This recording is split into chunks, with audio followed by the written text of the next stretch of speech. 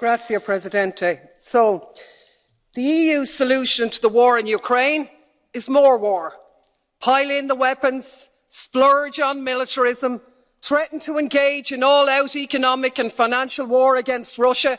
So the same things you were doing already and expecting a different result. The true definition of madness.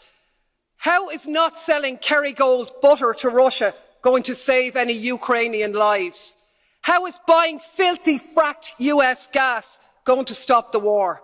They won't, of course, because nowhere have sanctions ever succeeded in ending a military assault or achieving regime change. But what they have done is unleash economic devastation.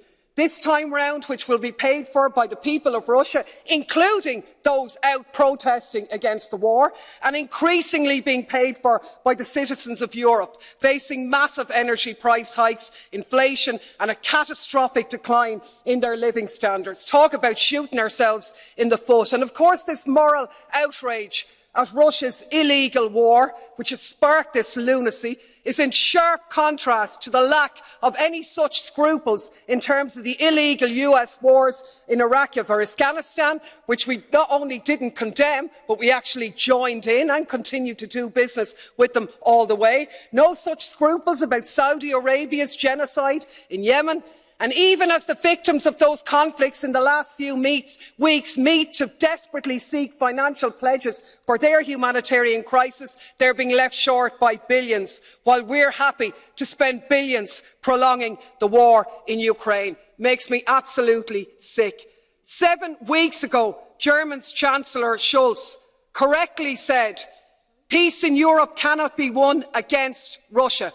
But that's exactly what we're doing. Yes, Russia bears responsibility for this conflict. Of course they do.